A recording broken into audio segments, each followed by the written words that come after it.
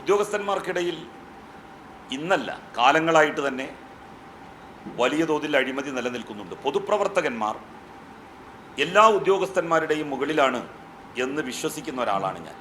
കഴിഞ്ഞ 20 വർഷത്തെ അല്ലെങ്കിൽ 18 വർഷത്തെ പൂർത്തിയാകുമ്പോൾ മാത്രമാണ് 20 വർഷമാകുന്നത്. എൻ്റെ അനുഭവത്തിൻ്റെ അടിസ്ഥാനത്തിൽ IAS ഉദ്യോഗസ്ഥന്മാരെക്കാളും IPS ഉദ്യോഗസ്ഥന്മാരെക്കാളും ജനങ്ങളോടുള്ള പ്രതിബദ്ധതയിൽ മുന്നിൽ നിൽക്കുന്നത് പൊതുപ്രവർത്തകരാണ്.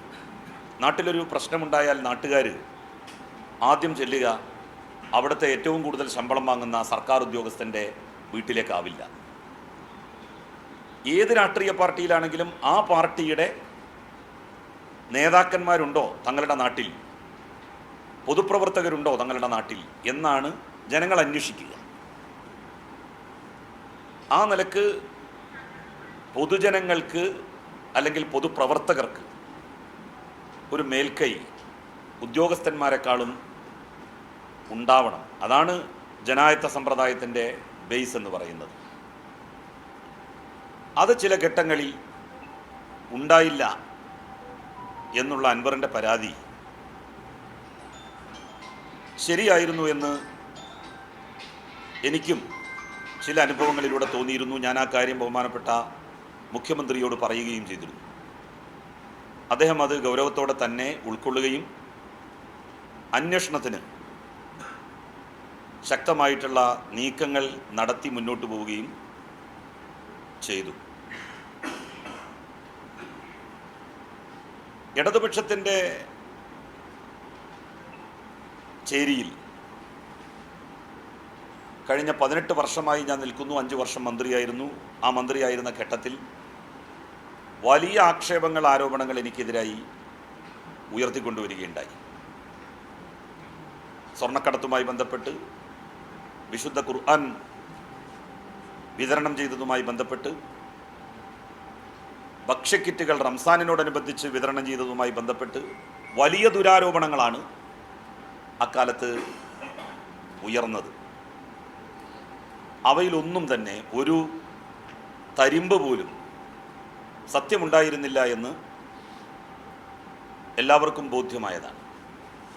നിരവധി അന്വേഷണ ഏജൻസികൾ അന്വേഷിച്ചു. ആ അന്വേഷണ ഏജൻസികൾക്ക് ഒരു കടുകുമണി തൂക്കം പോലും എനിക്കെതിരായി ഉയർന്ന ആരോപണങ്ങളിൽ വസ്തുതയുണ്ട് എന്ന് പറയാൻ കഴിഞ്ഞില്ല. ബന്ധുനിയമനം എന്ന പേരിൽ മുസ്ലിം ലീഗ് ലോകായുക്ത സിറിയക് ജോസഫിനെ അവരുടെ പല നേതാക്കന്മാരുടെയും മുൻപരിചയത്തിൻ്റെ അടിസ്ഥാനത്തിൽ സ്വാധീനിച്ച് എനിക്കെതിരായി ഒരു വിധി കൊണ്ടുവന്നു. എനിക്കൊരു നോട്ടീസ് അയക്കുകയോ എന്നെ കേൾക്കുകയോ ചെയ്യാതെ, ഒരുപക്ഷെ ഇന്ത്യയുടെ തന്നെ നിയമചരിത്രത്തിൽ ആദ്യമായിട്ടായിരിക്കും. നിങ്ങൾക്കെതിരെ ഒരു പരാതി കൊടുത്തു, ആരെങ്കിലും കൊടുത്തു എന്ന് വിചാരിക്കുക. നിങ്ങളോട് എന്താണ് നിങ്ങൾക്ക് പറയാനുള്ളത് എന്ന് അന്വേഷിക്കാൻ ഒരു നോട്ടീസ് അയക്കുക എന്ന് പറയുന്നത് സ്വാഭാവികമായിട്ടുള്ളൊരു നടപടിക്രമമാണ്. ആ നടപടിക്രമം പോലും പാലിക്കാതെ, എന്നെ അറിയിക്കാതെ, എനിക്കൊരു വക്കീലിനെ സ്വന്തമായിട്ട് വെക്കാനുള്ള അവസരം പോലും നൽകാതെ, ഏകപക്ഷീയമായി നിയമിച്ചു എന്ന് പറയപ്പെടുന്ന എൻ്റെ ബന്ധുവിനൊരു നോട്ടീസ് അയക്കാതെ, അയാൾ അതിന് യോഗ്യനാണോ അല്ലയോ എന്ന് പരിഗണിക്കാതെ എനിക്കെതിരായി വിധി പ്രസ്താവിക്കുന്ന ഒരു സാഹചര്യവും ഉണ്ടായി. ആ ഘട്ടത്തിലൊക്കെ തന്നെ ഞാൻ പറഞ്ഞിരുന്നു കാര്യങ്ങളുടെ നിജസ്ഥിതി എന്താണ്, സത്യാവസ്ഥ എന്താണ് എന്നുള്ളത്. അത് പക്ഷേ പ്രതിപക്ഷ കക്ഷികൾ കേൾക്കാൻ തയ്യാറായില്ല. മാധ്യമ സുഹൃത്തുക്കളായ നിങ്ങളും ഒരുപാട് തെറ്റിദ്ധാരണാജനകമായിട്ടുള്ള വാർത്തകൾ കൊടുത്തു. എന്നാൽ അത് അസത്യമാണെന്ന് ബോധ്യമായപ്പോൾ അങ്ങനെ ഒന്നും അല്ലായിരുന്നു എന്ന ഒരു വാക്ക് പറയാൻ വേണ്ടി തയ്യാറായില്ല. ഒരു പൊതുപ്രവർത്തകൻ എന്നുള്ള നിലയിൽ എന്നെ വല്ലാതെ വിഷമിപ്പിച്ചൊരു കാര്യമാണ്. സാമ്പത്തിക രംഗത്ത് 101% സത്യസന്ധത പുലർത്തണമെന്ന് ആഗ്രഹിക്കുകയും അതനുസരിച്ച് പ്രവർത്തിക്കുകയും ചെയ്തിട്ടുള്ള ഒരാളാണ് ഞാൻ.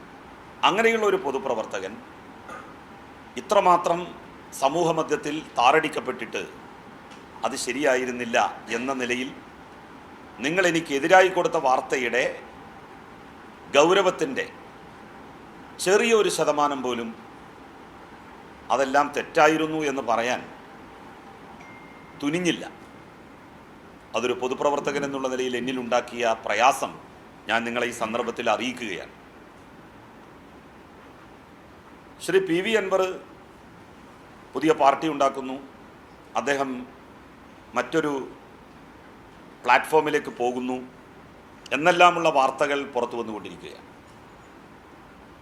ഞാനൊരു രാഷ്ട്രീയ നിലപാട് മുമ്പ് സ്വീകരിച്ചിട്ടുള്ളത്, മുസ്ലിം ലീഗിൽ ആയിരുന്ന ഘട്ടത്തിലും സ്വീകരിച്ചിട്ടുള്ളത് ഇഷ്യൂ ബേസ്ഡ് ആയിട്ടാണ്. ലോകായുക്ത സിറിയക് ജോസഫ് ചെയ്തതുപോലെ തന്നെയാണ് മുസ്ലിം ലീഗ് നേതൃത്വം അന്ന് എന്നോട് ചെയ്തത്. എനിക്കൊരു നോട്ടീസ് അയക്കുകയോ എന്നോട് വിശദീകരണം ആവശ്യപ്പെടുകയോ എൻ്റെ വിശദീകരണത്തിൻ്റെ അടിസ്ഥാനത്തിൽ അത് തൃപ്തികരമല്ലാത്തതുകൊണ്ട് പുറത്താക്കുകയോ ഒന്നുമായിരുന്നില്ല. ഏകപക്ഷീയമായി നടപടികൾ എടുക്കുകയാണുണ്ടായത്. അങ്ങനെയാണ് ഒരിക്കലും പോരണം അല്ലെങ്കിൽ പോകണമെന്ന് ഉദ്ദേശമില്ലാത്ത ഒരു പാർട്ടിയിൽ നിന്ന് നിഷ്കരണം എന്നെ പുറത്താക്കുകയായിരുന്നു. അങ്ങനെയാണ് ഞാൻ ഇടതുപക്ഷവുമായി സഹകരിക്കാൻ വേണ്ടി തീരുമാനിച്ചത്. അപ്പോഴും അധികാരമോഹം കൊണ്ടല്ല കുറ്റിപ്പുറത്ത് മത്സരിച്ചത്. കുറ്റിപ്പുറത്ത് ആരെങ്കിലും അധികാരമോഹം കൊണ്ട് മത്സരിക്കും? നിങ്ങൾക്ക് ആലോചിച്ചാൽ മനസ്സിലായിക്കോട്ടെ. കുറ്റിപ്പുറം നിയോജക മണ്ഡലം എന്ന് പറയുന്നത് മുസ്ലിം ലീഗിൻ്റെ ശക്തി കേന്ദ്രമാണ്. ഇവിടെ ലീഗിന് കിട്ടുന്ന ഭൂരിപക്ഷം, ആ ഭൂരിപക്ഷത്തിൻ്റെ വോട്ട് ഇടതുപക്ഷ ജനാധിപത്യ മുന്നണിയുടെ സ്ഥാനാർത്ഥികൾക്ക് തെരഞ്ഞെടുപ്പിൽ കിട്ടാറില്ല. അങ്ങനെയുള്ളൊരു മണ്ഡലത്തിൽ ഒരു നിലപാടിൻ്റെ അടിസ്ഥാനത്തിലാണ് മത്സരിച്ചത്. ജനങ്ങൾ സർവാത്മന പിന്തുണച്ചു. ഇടതുപക്ഷ ജനാധിപത്യ മുന്നണിയും വളരെ കൈമൈ മറന്ന് പ്രവർത്തിച്ചു. ഞാൻ ജയിച്ചപ്പോഴാണ് പിന്നീട് ഈ പ്രശ്നങ്ങളൊക്കെ വരുന്നത്. അധികാരമോഹം കൊണ്ട് ഒരാളും കുറ്റിപ്പുറം പോലുള്ളൊരു മണ്ഡലത്തിൽ മത്സരിക്കും